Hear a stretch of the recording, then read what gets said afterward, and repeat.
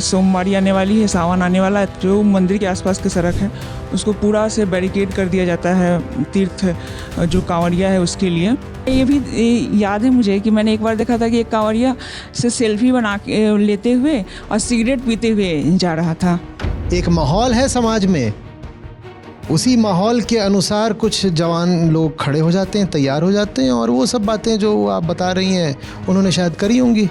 लोग मांसाहार तेज कर दिए हैं कि जल्दी जल्दी खाओ कि सोमवारी का वास्तविक अर्थ क्या है और जो ये चल रहा है वो क्या है। प्रणाम आचार्य जी, मेरा नाम है और मैं बिहार से आई हूँ। तो आचार्य जी, मुझे प्रश्न पूछना है कि अभी सोमवारी शुरू होने वाली है और मेरे शहर में एक बड़ा सा मंदिर है जिसमें मैं हमेशा से देखते आ रही हूँ कि जब भी सोमवारी आने वाली होती है तो उससे पहले ही मतलब पूरे सड़कों को, जो मंदिर के आसपास की सड़क है उसको पूरा से बैरिकेड कर दिया जाता है तीर्थ जो कांवड़िया है उसके लिए, जिससे जाम भी ज़्यादा लगने लगता है उस पूरे सड़क मतलब शहर में भीड़ बढ़ जाती है और जाम की समस्या आ जाती है।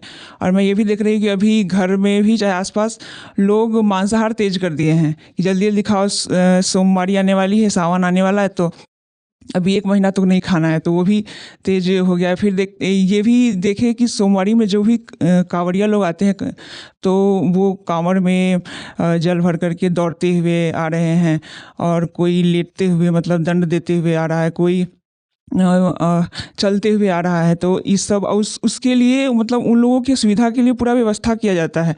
अलग अलग संगठन जो है वो वोट के दाम पे में मतलब लोगों को प्रभावित करने के लिए ये मतलब वो व्यवस्था करते हैं जिसमें जल का छिड़काव का व्यवस्था रहता है, खाने की व्यवस्था रहता है, जिसमें उसके बाद बैंडेज, जो जिनका जख्म हो जाता है उनके लिए बैंडेज ये रहता है। तो ये सब भी रहती है। तो ये सब को देखकर मुझे बहुत मैं प्रभावित हो जाती थी और मुझे लगता था कि ये कुछ खास होने वाला है। और अब ये सब देख के मुझे लगता है कि मुझे ये सब अजीब लगता है। और मैं ये भी याद है मुझे कि मैंने एक बार देखा था कि एक कांवड़िया से सेल्फी बना के लेते हुए और सिगरेट पीते हुए जा रहा था। तो मतलब मुझे अजीब लगा, फिर मैंने सोचा कि ऐसे ही कुछ ये है, लेकिन इस तरीके से और कुछ देखने को मिलता है। फिर तो मैं आचार्य जी, मैं आपसे ये समझना चाहती हूँ कि सोमवारी का वास्तविक अर्थ क्या है और जो ये चल रहा है वो क्या है। वास्तविक अर्थ तो शिवत्व ही है। तो शिव कौन है, इस पर खूब बोला है, खूब चर्चा करी है। और जब हम भगवत गीता के साथ होते हैं, उपनिषदों के साथ होते हैं, वहाँ भी शिव का नाम आए ना आए, यदि बात सत्य की है तो बात शिव की है। ठीक है, तो रही सोमवारी तो शिव। ठीक है। अब आपने जो कांवड़ियों की बात करी, जिसमें आपने ऐसे दिखाया जैसे कांवड़िये दोषी हैं, मैं पूछना चाहता हूं कि अगर ये सब, मान लीजिए आप जाएं, आपको बुरा लग रहा है, आप गई, आपने कहा मुझे रोकना है, तो विरोध क्या सिर्फ कांवड़ियों से आएगा या पूरे समाज से आएगा? बस बस यही जवाब है। कांवड़ियों की निंदा क्यों करनी है? क्यों करनी है? एक माहौल है समाज में, उसी माहौल के अनुसार कुछ जवान लोग खड़े हो जाते हैं, तैयार हो जाते हैं, और वो सब बातें जो आप बता रही हैं उन्होंने शायद करी होंगी कि कोई सिगरेट भी पी रहा है, कोई कुछ कर रहा है, ये सब करा होगा। पर ये कौन है कांवड़ी? वो ज़्यादातर जवान लड़के होते हैं, कई बार 15 साल से लेके 30-35 साल तक के युवक ही होते हैं वो ज़्यादातर। आपके यहाँ भी ऐसे ही होता होगा। जी। एक माहौल है, एक समाज है, उसने अपने बच्चे को मान्यताएं पिलाई हैं।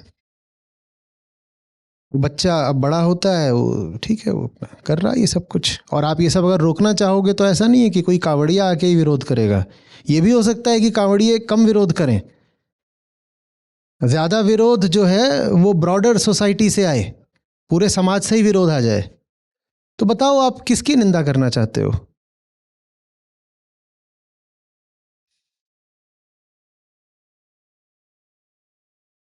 अब क्या करें? इतनी आसानी से एक इंसान को दोष मत दे दिया करो जब उसके पीछे जो कारण है वो ज्यादा व्यापक है। The collective darkness, the collective darkness. नहीं तो आप एक को दोषी ठहरा करके बाकी सबको और बाकी सबके साथ साथ खुद को भी क्लीन चिट दे देते हो। हम तो ठीक हैं, गलती ना सारी उन कांवड़ियों की है। अच्छा जी, सचमुच?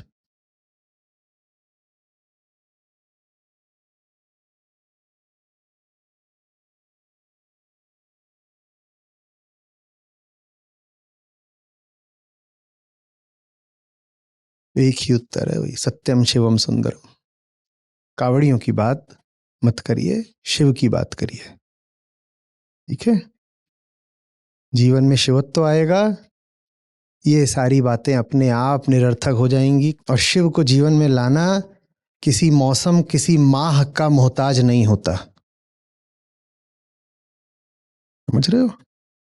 और उसको आप किसी माह से और बरसात से और सावन से जोड़कर देखोगे तो वही सब होगा कि जल्दी जल्दी मांस खा लो, महीने भर मांस नहीं मिलेगा। ये सब धर्म के घोर विकार हैं। और इसमें सबसे ज्यादा हानि स्वयं धर्म की ही होती है। जब फिजूल बातों को धर्म का नाम मिल जाता है तो बदनाम जो होता है वो है वास्तविक धर्म।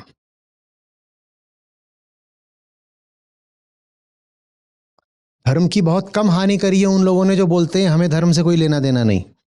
धर्म की सारी हानि वो करते हैं जो धर्म के नाम पर लोक धर्म चला रहे हैं। वो धर्म के दुश्मन हैं असली। धर्म का असली दुश्मन नास्तिक वगैरह कोई नहीं है। उसने तो साफ बता ही दिया कि मुझे धर्म से साहब कोई सरोकार नहीं, वो तो अलग हो गया है। धर्म के दुश्मन है वो जो धर्म के नाम पर लोक धर्म चलाते हैं। लोक धर्म धर्म का सिर्फ विकृत रूप नहीं है, लोक धर्म धर्म का दुश्मन है।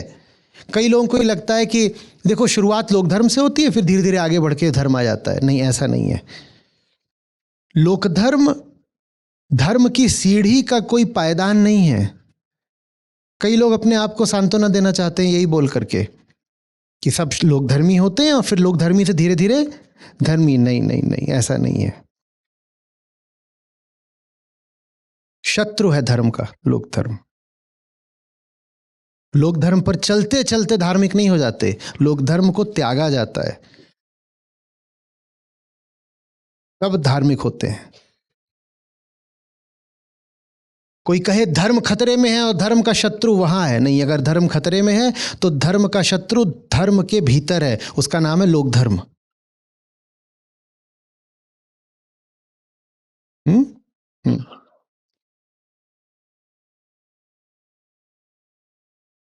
मैं आचार्य जी इसमें कुछ ऐड करूँ? ये जैसे मेरी मम्मी, मैं 8 भाई बहन हूँ तो मैं मैंने सुना ही नहीं, मैंने सुना ही नहीं। अरे मैंने सुना ही नहीं।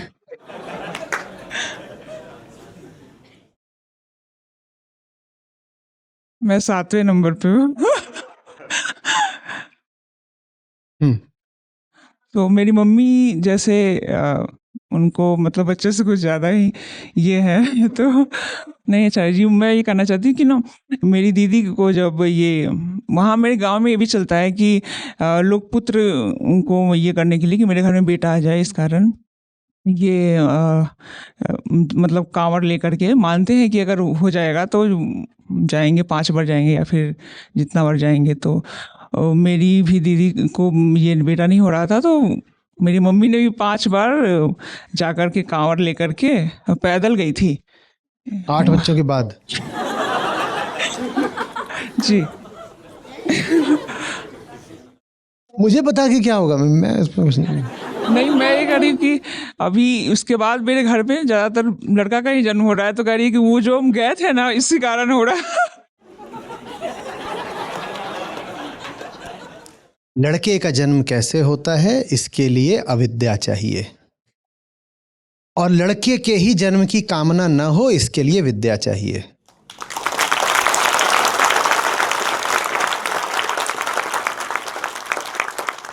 हमारे पास न विद्या है न अविद्या। तो हमें यह भी नहीं पता कि गर्भ के शिशु का लिंग कैसे निर्धारित होता है। हम नहीं जानते, हम सोचते हैं आसमान से निर्धारित होता है। हमें कुछ नहीं पता। थोड़ी पढ़ाई करी हो तो पता चल जाएगा कि लड़का लड़की कैसे तय होता है, और उस प्रक्रिया में कोई दखल नहीं कर सकता बाबा। वो प्रकृति की बनाई व्यवस्था है जिसमें लगभग 1 और 1 के अनुपात में ही लड़का लड़की दोनों पैदा होंगे। लेकिन कौन से शिशु का लिंग क्या होगा, ये किसी का बाप पहले से तय नहीं कर सकता। हाँ, आप पहले जेनेटिक इंजीनियरिंग में घुस जाएं, यूजेनिक्स में घुस जाएं तो अलग बात है, पर जो प्राकृतिक प्रक्रिया है वो रैंडम है, उसमें नहीं तय करा जा सकता। कोई दैवीय हस्तक्षेप गर्भ में पुत्र को स्थापित नहीं कर पाएगा। और इसके लिए पढ़ाई चाहिए, ये बात आपको गीता भी नहीं सिखा पाएगी। इसके लिए तो स्कूल कॉलेज में जाकर के अटेंडेंस लगानी पड़ेगी और वहां लाइब्रेरी में किताबें खोल के पढ़नी पड़ेंगी। हाँ, गीता ये कर देगी कि गीता आपको इस चाह से ही मुक्त कर देगी कि और बच्चे हों या लड़का हो, इस तरह की मूर्खतापूर्ण कामनाओं से आपको अध्यात्म मुक्त कर देगा। वो भी नहीं है हमारे पास, तो फिर क्या है हमारे पास? पर आप ये सब पूछ क्यों रही थी? मैं क्या करूं इसमें? सवाल पूछने के बहाने घरेलू भड़ास मत निकाला करो।